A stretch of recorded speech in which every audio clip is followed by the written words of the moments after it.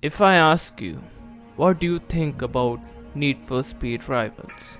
You might say that it was buggy, it was unfair, lack of customization, limited to paints and vinyls, 30 FPS at best, and worst of all, it's always online play, where players, or I might say hackers, would ruin the experience of the game.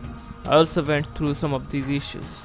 But if I had to say its positives, then this game is beautiful.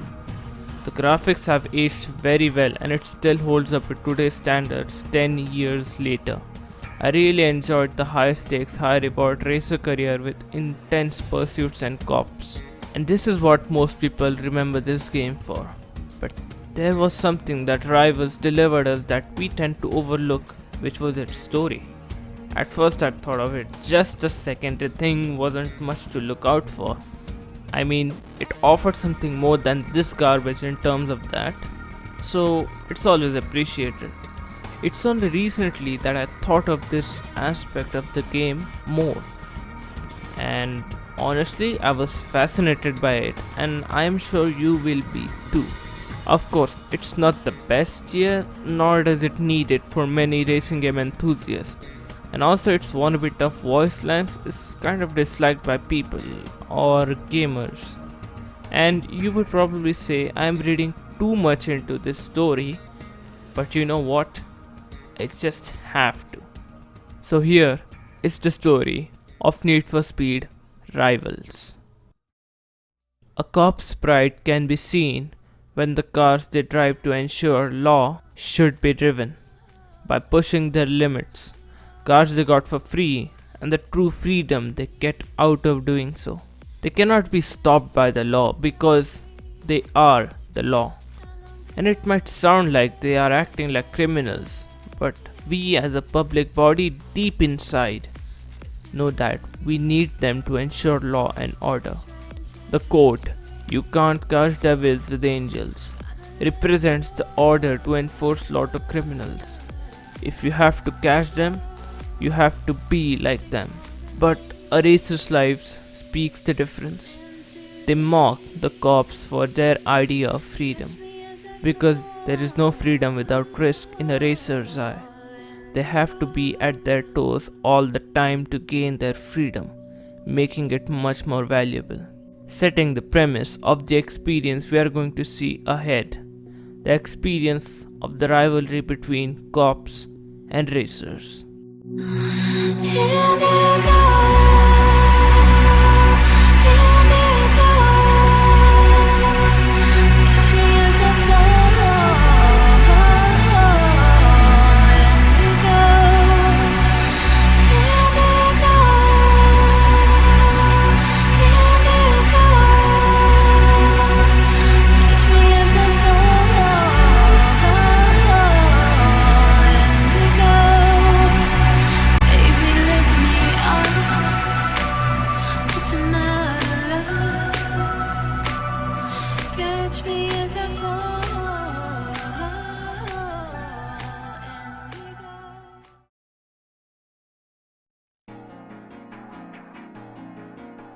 It all started with a racer describing that we all have our limits, and to find our limits, we have to break them apart and go push past it.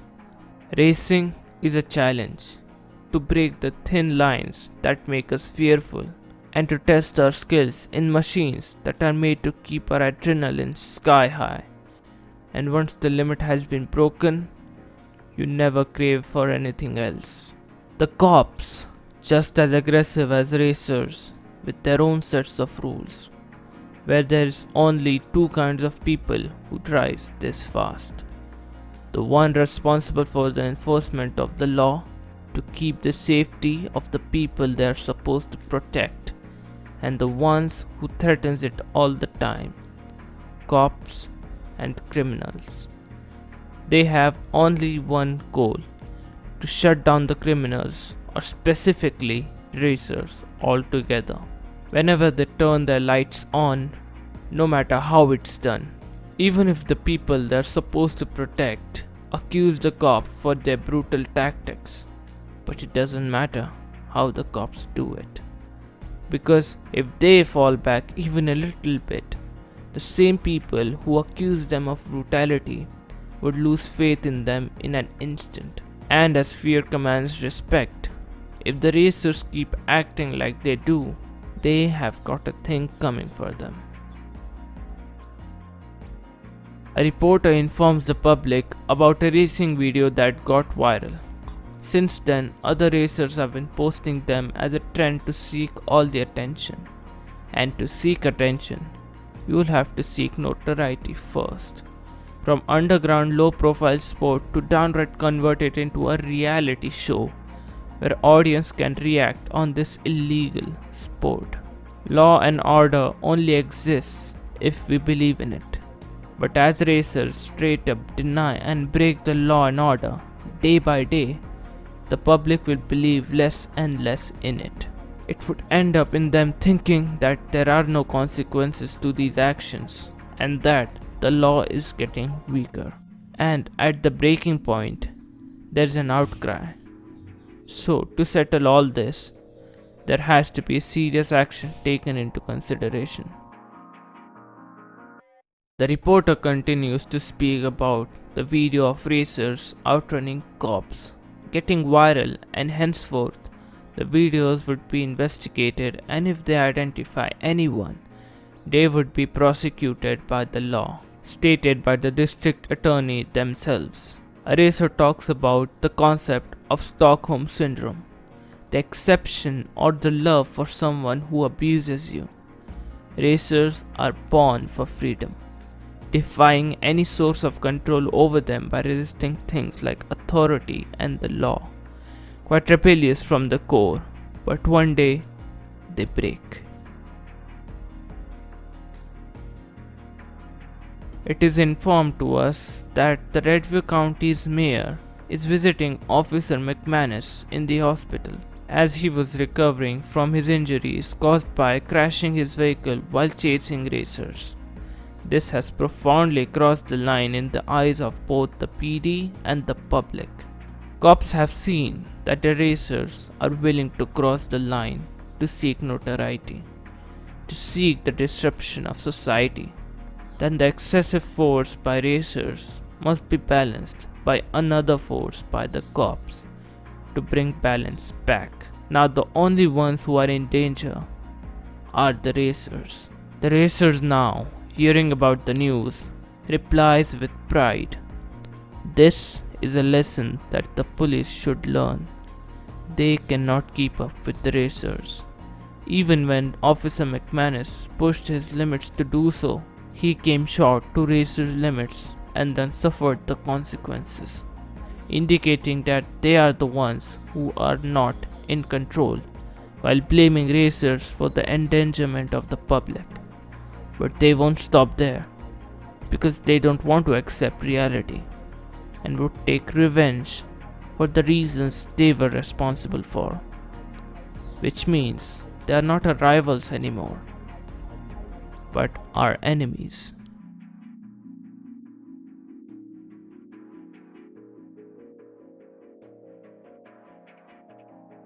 The scene is going to heat up really fast as Redview County's police officers are put in a restricted duty by the Department of Justice itself. The culture of intimidation has gone too far, bought by the racers, as the Special FBI Vehicle Response Team or VRT are going to secure the streets of Redview County from now on. These people are not going to mess around. The cop describes how ignorant the public is. They hide from the fact what they call quote-unquote necessary force, which are the violent ways to which criminals are subjected to, who they are threatened by. But deep inside, they need the security that the police gives them, but they openly deny it to pay the price. This is where I would like to mention that the most criticized mission in cop career is this, when we are only restricted to this Dodge Charger SRT8 while we need to patrol 10 miles or about 16 kilometers and reach 241 kilometers per hour, complete the speed list and move ahead. This actually makes sense because according to previous cutscene, regular officers are on restricted duty while the VRT takes control of the streets. Now, through the news, racers get to know from here on out they are not dealing with regular cops anymore. They have just made an enemy of the VRT. The people who were just like them, ex-racers. But now, they carry a grudge against it. Thus, their only purpose is to end you. This is the best part of the game. You'll see. The cop, infuriated by the current situation, where he has to watch the racers mock them. While cops are on restricted duty, they are just powerless in the situation as the VRT takes over. There is only one way to teach the racers a lesson: wolves in sheep's clothing. The cops would need to act like racers to be out of the law, just like them. To do that, the cops got a bunch of idle cars in the impound lot, which was confiscated from racers. A red Ferrari Enzo. The show has just begun. There is only one goal to make racers pay. Bust 10 racers in this Ferrari. The racer now believes that the VRT has made the streets even more dangerous for the racers and even for the public, while they say they want to make the streets safer. While some racers were busted by the VRT, a new batch of racers just entered the streets. Their leader, named Faith, the same cop who drives the Ferrari Enzo, but racers don't know that yet.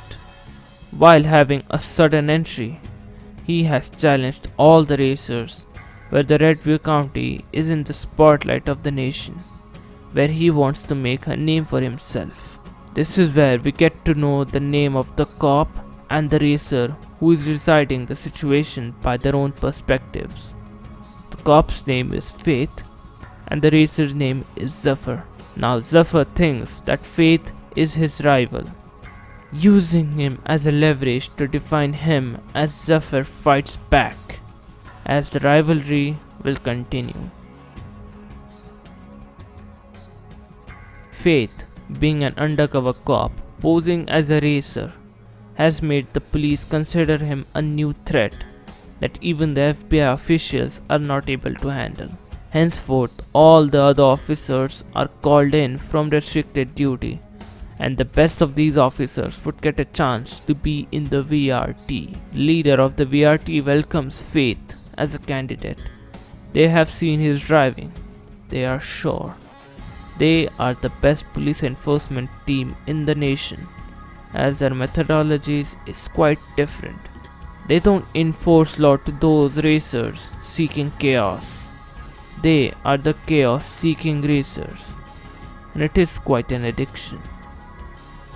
Faith is booming on the internet with his different approach to racing.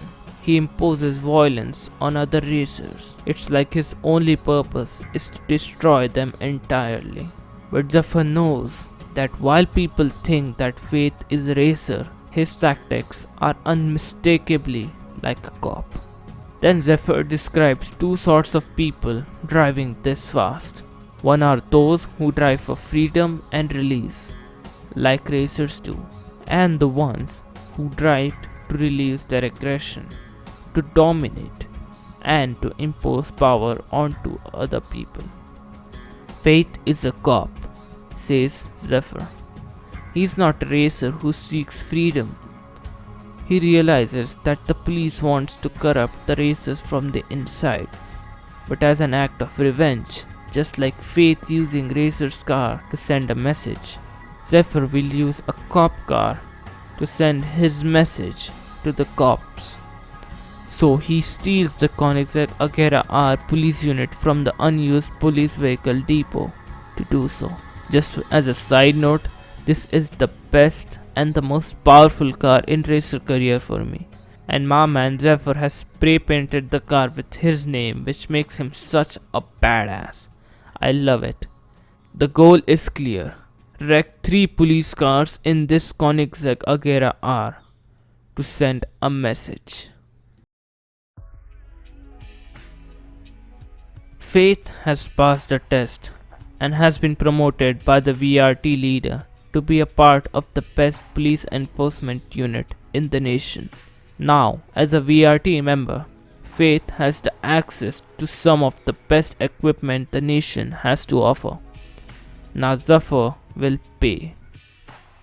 The public is not happy about the fact that officers have been allowed to use excessive force to apprehend suspect, which has resulted in massive property damage, says the reporter. She also mentions Zephyr stealing a cop car to make trouble for the cops. And this is what Zephyr wanted all along. He wanted the message to be out.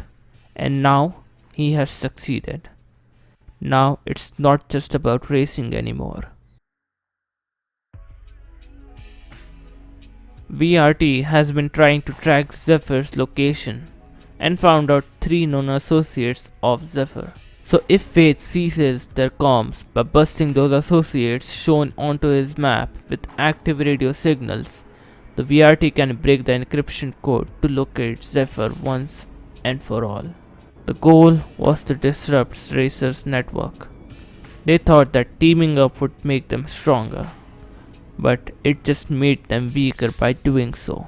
And little by little, cops apprehend all the other suspects in a group to finally go in for the kill. Zephyr has organized an open challenge to all the street racers in Redview County, the final location where it all ends and settles, both for racers and for cops. It ends here.